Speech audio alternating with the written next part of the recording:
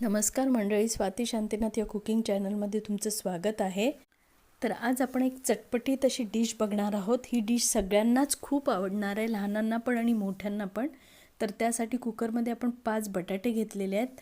तर हे बटाटे स्वच्छ धुवून घ्यायचे आहे आणि ह्यामध्ये पाणी टाकून हे आपल्याला वाफवून घ्यायचे आहेत बटाटे 2-3 शिट्ट्या काढून।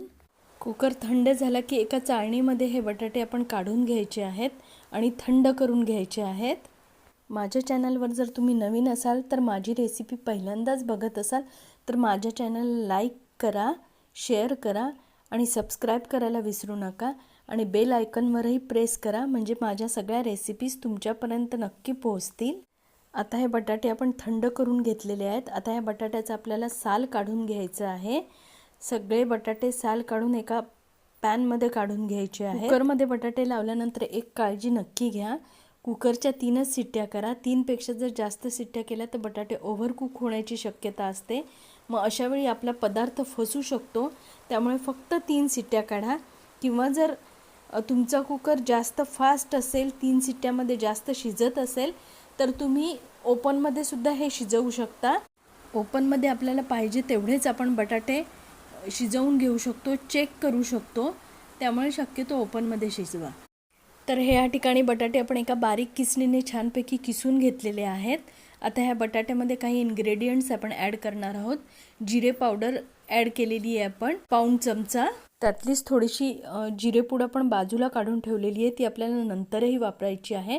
तर 1 चमचा धनेपूड घातलेली आहे आपण ह्या ठिकाणी, ती सुद्धा थोडीशी बाजूला काढून ठेवलेली आहे। तसेच आपण 1 चमचा गरम मसालाही ह्यामध्ये घालून घेणार आहोत। अर्धा चमचा मिरेपूड सुद्धा घालून घ्यायची आहे। यामध्ये आपण पेरी पेरी मसाला सुद्धा ॲड करणार आहोत 2 चमचे। 1 चमचा ऑरिगॅनो घातलेला आहे आपण ह्या ठिकाणी। 1.5 चमचा चिली फ्लेक्स पण घालून घ्यायचं आहे यामध्ये। मीठ चवीप्रमाणे घालून घ्यायचं आहे। चवीपुरती साखर सुद्धा यामध्ये घालून घ्यायची आहे।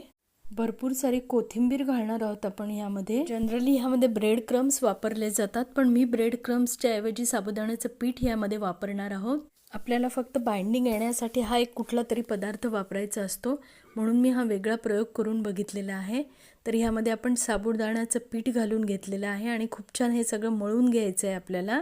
याचा घट्ट गोळा होईल अशा पद्धतीने हे मळून घ्यायचं आहे। यामध्ये थोडंसं ओलसरपणा जास्त वाटतोय मला, म्हणून मी थोडंसं आणखी साबुदाण्याचं पीठ घातलं आहे आणि थोडंसं आले लसणाची पेस्टसुद्धा या ठिकाणी आपण घालून घेतलेली आहे। आणि आता परत हे सगळं एकत्र करून परत सगळं छानपैकी मळून घ्यायचं आहे आपल्याला आणि घट्ट गोळा तयार करायचा आहे।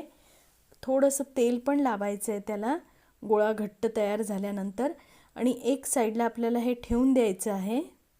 एक 10 ते 15 मिनटं फक्त आपल्याला ते बाजूला ठेवायचं आहे। तोपर्यंत आपण पुढची तयारी करून घेऊया। तर एका ट्रेमध्ये आपण चीज क्यूब्स घेतलेले आहेत, तर हे पण चीज क्यूब्स व्यवस्थित काढून घ्यायचे आहेत आणि आपल्याला हे चीज क्यूब्स कट करून घ्यायचे आहेत। 2 क्यूब्स घेतलेले आहेत आपण ह्या ठिकाणी आणि आता ह्याचे छोटे छोटे पीसेस करून घ्यायचे आहेत आपल्याला।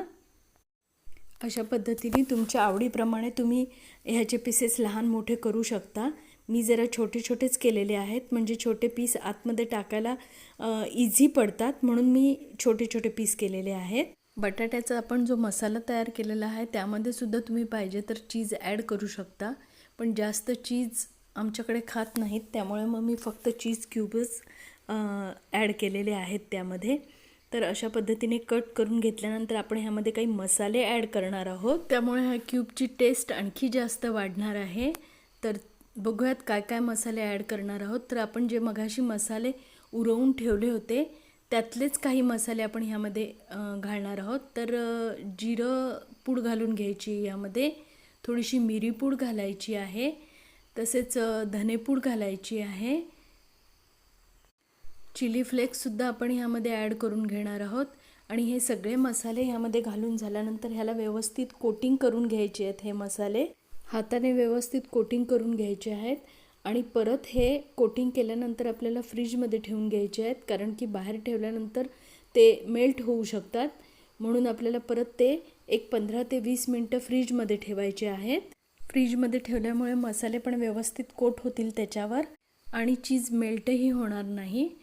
तर अशा पद्धतीने आपण पीठसुद्धा बाहेर काढून घेतलेलं आहे आणि क्यूबसुद्धा बाहेर काढून घेतलेले आहेत. आता पिठाचा एक गोळा घ्यायचा आहे आपल्याला, म्हणजे बटाट्याचा जो तयार केलेला पीठ आहे त्याचा गोळा घ्यायचा आहे आणि छानपैकी गोळा केल्यानंतर अशी पारी हे करून घ्यायची आहे मोदकासारखी आपल्याला व्यवस्थित. आणि त्याच्यामध्ये आपण जो चीज क्यूब तयार केला होता त्याचा एक गोळा घ्यायचा आहे आणि हे आपल्याला कचोरीसारखं पॅक करून घ्यायचं आहे व्यवस्थित.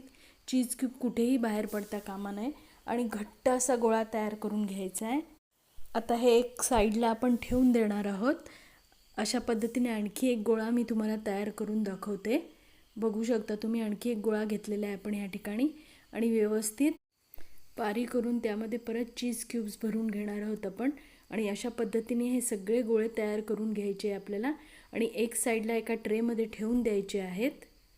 साबुदाण्याचं पीठ या ठिकाणी वापरल्यामुळे आपल्याला मऊपणा आलेला आहे त्यामध्ये आणि एक संद बांधलं जातं ते व्यवस्थित. तुम्हाला पाहिजे तर तुम्ही ब्रेड क्रम्ससुद्धा घालू शकता, असं काही नाही आहे. आता हे सगळे बॉल्स बनवून आपण एक साईडला ठेवून दिलेले आहेत. आता आपण एक आणखी स्लरी तयार करणार आहोत. तर एका बाउलमध्ये आपण कॉर्नफ्लॉवर घेतलेलं आहे, त्यामध्ये चवीप्रमाणे मीठ घालून घेतलेलं आहे, थोडंसं चिली फ्लेक्स घालून घेणार आहोत आपण ह्यामध्ये आणि थोडीशी पाहिजे तर जिरेपूड धनेपूड घालून घ्यायची आहे, पण मी काही ह्यामध्ये घातलेली नाही आहे. तुम्हाला पाहिजे तर तुम्ही घालू शकता.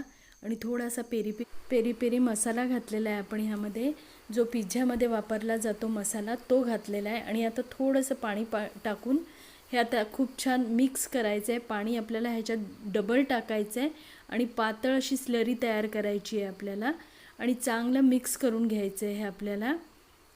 यामध्ये गुठळी राहता कामा नये याची काळजी घ्यायची आहे. स्लरी एकदम पातळ आणि एकसंध झाली पाहिजे. आता हे सगळे तयार झालेलं आहे. आता हे तयार झालेले जे बॉल्स आहेत ते आपण फ्रीजमध्ये ठेवले होते 30 मिनटासाठी, तर ते फ्रीजमधून काढून घेतलेले आहेत.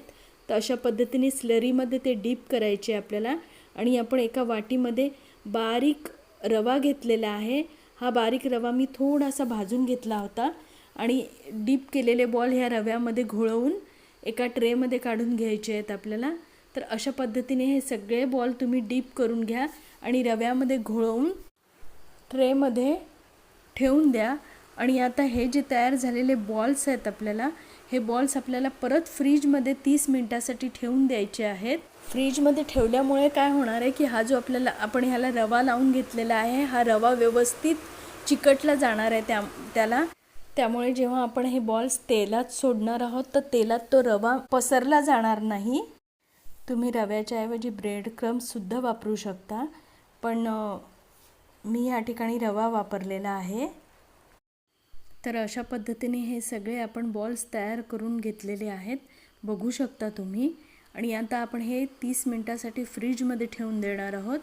आता एक साईडला आपण तेल तापत ठेवलं होतं, तर ह्या ठिकाणी तेल आपलं खूप छान तापलेलं आहे. तर आता आपण हे फ्रीजमधले बॉल्स काढून तेलामध्ये सोडणार आहोत.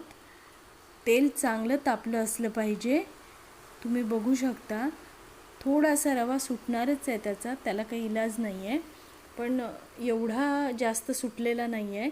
तर अशा पद्धतीने तुम्ही उलट पुलट करून हे छानपैकी तळून घ्यायचं आहे लालसर होईपर्यंत. जास्त कडक करायचं नाही, ह्याला रवा असल्यामुळे ते जास्त कडक होण्याची शक्यता आहे. त्यामुळे 1-2 मिनटंच फक्त ह्याला तळून घ्यायचं आहे आणि लगेच हे काढून घ्यायचे. ह्याचा लाल रंग असा येणार नाही आहे, थोडासा पिंक असा कलर ह्याचा येणार आहे. तर अशा पद्धतीने हा पदार्थ तुम्हीसुद्धा करून बघा आणि तुमची डिश कशी झाली हे मला कमेंटमध्ये नक्की कळवा. बघू शकता तुम्ही अशा पद्धतीचा त्याचा रंग आलेला आहे. आणि असे आपण आता हे बॉल्स एका डिशमध्ये काढून घेणार आहोत. या बॉल्ससोबत खाण्यासाठी आपण चिंचेची चटणी केलेली आहे, तर ती चिंचेची चटणी मी तुम्हाला नेक्स्ट टाईम नक्की दाखवणार आहे.